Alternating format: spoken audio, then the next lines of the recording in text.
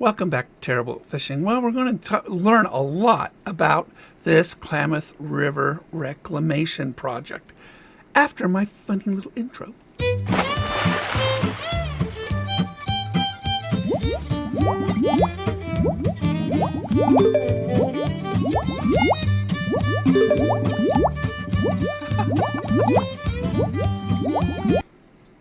I love my bobblehead. Okay, so when I moved here just a few years ago, you go visit the museum, you try to learn something about the area. My hometown, Lompoc, California, I could tell you everything about Lompoc. Learning the history of the areas that you live in just makes it more interesting. Now, I went to the library, and one of the many books that I bought is this one, A River Never the Same. And this is written by Shaw Historical Library. It's got references to just about everything that they claim in here and dictate in here. So a lot of the documents, a lot of the reports, field guides, things like that. So, as you guys know, the largest dam removal project in world history is well underway here. And that has got a lot of people talking, of course. I mean, the most northern dam that they were going to popped last week, which was the J.C. Boyle Dam. And a lot of people wondered why. Because, Boyle had Copco number 1, which is one of the dams, Boyle, Keno, and Link River. All three dams of the Copco, and then the Keno and Link River, have fish ladders. Well, the whole point according to this book, which is on page 95, it makes the point that they had fish ladders. So the whole point was to get fish to come up here, right? Salmon. So I thought that was interesting in this book. I didn't know that. I did know that some of these had fish ladders. I knew Boyle had a fish ladder. I know Link right outside my house has a fish ladder. Keno's got it. I knew some of them did. So destroying the dams is kind of why, you ask? Because they had these fish ladders. Well, it's really interesting. When these dams were put in, and again, same page 95 of this book, when the first structures were proposed, and I quote, "It was understood by fishery representatives from the federal and both state governments, as well as the Native American tribal representatives, that spawning runs would be compromised. An agreement to build fish hatcheries to offset the spawning habitats was reached at that time." So this is back in late 50s, early 60s.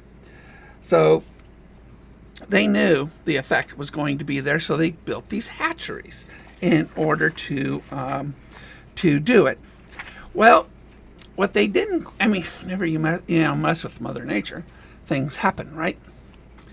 And so what ended up happening, and this is on page 96 of this book, next page over, it says the water quality I'll quote, "Water quality in most marshes in terms of dissolved oxygen, pH, and levels of phosphate and nitrate is naturally poor when measured by standards applied by the EPA, or State Department of Environment Quality. Shallow waters, high temperatures, and abundant algal and vascular plant growth with subsequent decay and microbial decomposition are natural events in basin, lakes, and streams. So, in the late summer months, this creates an algae growth, and the water becomes yucky. And fish have a hard time surviving in it. The dams. So, a lot of people have wondered, okay, well, why do you remove these dams? Well, the idea, of course, according to this, is to get more water flow, cooling down, deepening it, and cooling down the water so this microbial growth doesn't happen. And that will hopefully not kill off fish if that happens. So, everybody's optimistic. But let's look at a few more things on page 94, which, back and forth here. I live near the Link River right outside my house, which is just below the Link Dam, which controls the outflow of Upper Klamath. What's interesting is that this has been going on for 75 years between COPCO and the Bureau of Reclamation and the tribes. For 75 years, really is one of the biggest headaches ever. So I am not surprised that COPCO just said, take them. I mean, just 75 years, it's just like long enough. We've had it up to here. We're gone. So I can understand that. I really can. And, even though the fish ladders were there, an agreement was made, a backup plan was created. No fault of COPCO's, I mean, they did what they were trying to do and came to agreements with the local indigenous people. But the indigenous people changed their mind, all right? They simply want the salmon to come back on their natural route. And there's a reason for that, too, because of I just mentioned about the water lower, warming up, especially in drought years, becoming toxic. So I understand that, too. But, they had an agreement. That's the end of that. Now, what's so interesting is Upper Klamath. Upper Klamath is 25 miles long, 8 miles wide, with an average depth of only 8 feet. That's it. I mean, I took my boat across, and I actually hit a sandbar under the water. So it was that deep. Because my boat has a draft of 5 inches, all right? So it was that deep. Took me a while to find a way out of that, because it's just mush underneath there. But the sediment in Upper Klamath is not the fault of dams. This has been happening for thousands of years. And this is actually on page 94, second column upper top. This has been going on for thousands of years. And the sediment from streams and rivers fills that lake basin. Well, what has happened in drought years, especially in the 92, 93, 94, when it ended, that drought was severe. And we've had great droughts since this book has been written. What ends up happening is that the water, of course, gets lower and it gets warmer.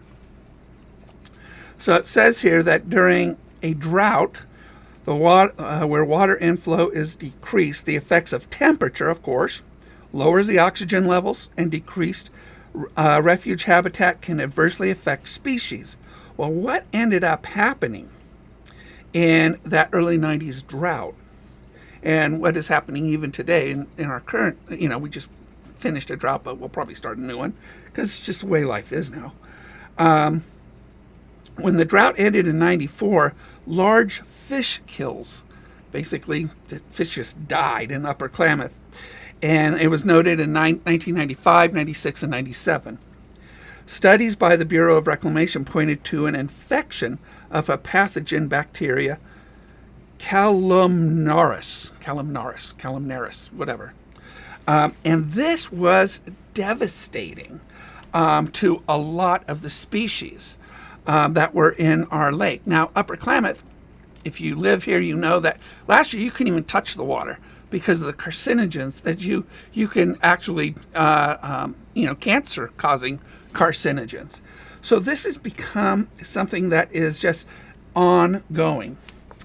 It talks about the sediment from the rivers coming down into it, and it fills in spaces between streambed gravels used for spawning, impeding circulation of oxygenated water to fish embryos and fry present in the spawning beds.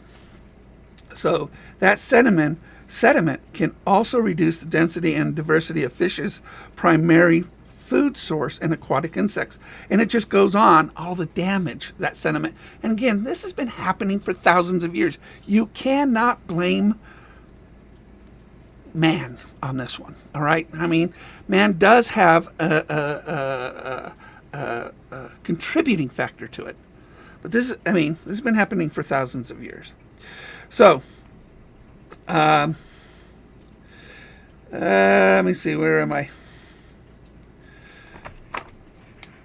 So when you think, and then I also posted, I forgot what page it was on. I think it was on page 90, 92? 57, I don't know. But there was, the Link River would be dry if it wasn't for that dam.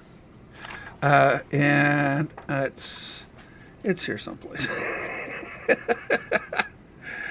Yeah, here it is on page 25. It's on page 25. That I mean, back in 94, the drought was so bad that there was more outgo than there was income, and that's the way it's been for a decade. There's been more water exiting the upper Klamath than has been coming into it.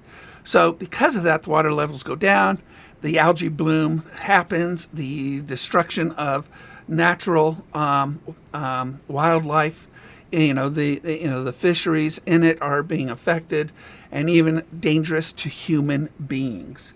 So, and if it wasn't for the Link Dam, that lake would be a dust bowl right now.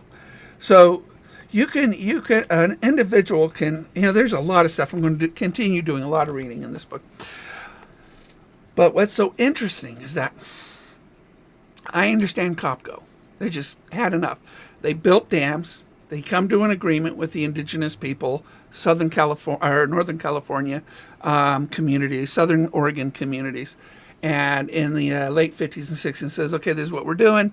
Does this make you happy? They say, yeah, it makes us happy. And then the effects of the damming over time showed that the water temperature went up, algae bloom started, and species started to get affected by it. So I understand them saying, done. We've had enough. 75 years of headaches. We've had enough. I understand that a lot. As for all the dams being removed, that can't happen. Just can't. I mean, you just don't want the lake. You don't want Upper Klamath, which is the largest lake in Oregon. So you can just eliminate it. Just remove Keno and Link dams and let everything go dry. Let it all go dry. Or get so shallow, because you will get tributaries feeding into it. That doesn't all come from Upper Klamath. So tributaries continue to feed into this. But with tributaries, what do you get? Just like Upper Klamath, you get sediments.